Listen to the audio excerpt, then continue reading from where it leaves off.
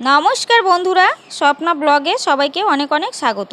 আজ আবার হাজির হয়েছি সবার প্রিয় ইলিশ মাছের রেসিপি নিয়ে। আজকের রেসিপি সর্ষে ইলিশ।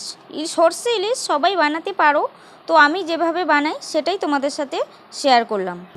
রেসিপিটি বানানোর জন্য আমি এখানে ইলিশ মাছের পিসগুলোকে ভালো করে ধুয়ে পরিষ্কার করে নিয়েছি। এখন এর মধ্যে নুন, হলুদ আর একটু সরিষার তেল দিয়ে ভালো করে মাছটাকে মাখিয়ে আমি 10 মিনিট মতো রেখে দেবো।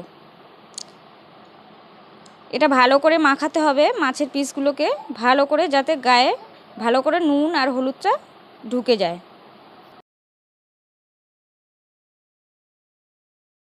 10 মিনিট পর আমি চলে এসেছি। এখন আমি মাছের মধ্যে কিছু মশলা অ্যাড করে নেব। পোস্ত, সর্ষে আর একটু কাজু আর কাঁচা লঙ্কা পেস্ট করে নিয়েছি, এটা এখন এর সাথে দিয়ে দেব। আর দিয়ে দেব একটু সামান্য হলুদ গুঁড়ো, শুকনো লঙ্কার গুঁড়ো আর নুন, আর দিয়ে দেব সরিষার তেল। দিয়ে এটাকে ভালো করে মাছের সাথে মাখিয়ে নেব।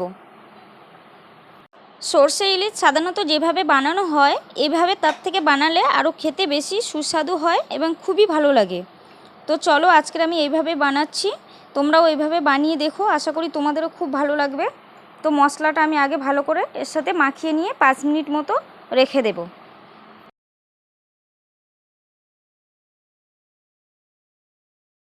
তো মশলাটা আমার ভালো করে মাখানো হয়ে গেছে, এটাকে এখন আমি 5 মিনিট মতো রেখে দেব। রেসিপিটি বানানোর জন্য আমি এখানে একটা কড়াই বসিয়ে দিয়েছি। কড়াই গরম করে তেল দিয়ে দিয়েছি, সরিষার তেল দিয়ে দিয়েছি। তেল গরম হয়ে গেছে, এর মধ্যে দিয়ে দিচ্ছি সামান্য কালো জিরে। কালো জিরেটাকে একটু নাড়াচাড়া করে আমি এর মধ্যে দিয়ে দেবো মশলা মাখিয়ে রাখা মাছগুলো দিয়ে আমি বেশি নাড়াচাড়া করব না। এর মধ্যে মশলার বাটিটা ধুয়ে আমি দিয়ে দেবো 1 কাপ মতো দুধ।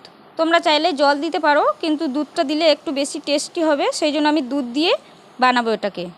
দুধটা দিয়ে আমি এটাকে ঢাকা দিয়ে 10 থেকে 15 মিনিট মতো একদম গ্যাসটাকে লো করে আমি রান্না করে নেব। 10 মিনিট পর আমি ঢাকনাটা খুলেছি, এটা এরকমই কালার এসছে, দেখতে এত সুন্দর হয়েছে। এখন মাছগুলোকে একটু হালকা করে আমি নাড়াচাড়া করে দেব, দিয়ে নুন টুনগুলো সব ঠিকঠাক আছে কিনা দেখে নেব। আর দিয়ে দেবো উপর থেকে 2টো কাঁচা লঙ্কা, দিয়ে ঢাকা দিয়ে আমি আরও 5 মিনিট মতো এটাকে রান্না করে নেব।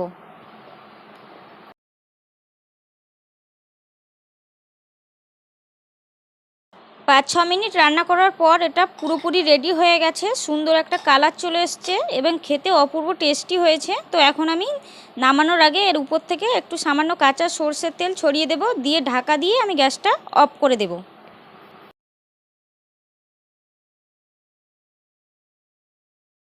রেডি হয়ে গেছে আমার গরম গরম সর্ষে ইলিশ। আজকের ভিডিওটি এই পর্যন্ত শেষ করছি। ভিডিও ভালো লাগলে অবশ্যই লাইক, কমেন্ট, শেয়ার করতে ভুলো না। দেখা হচ্ছে পরবর্তী ভিডিওতে। সবাইকে অসংখ্য অসংখ্য ধন্যবাদ। সবাই ভালো থেকো, সুস্থ থেকো।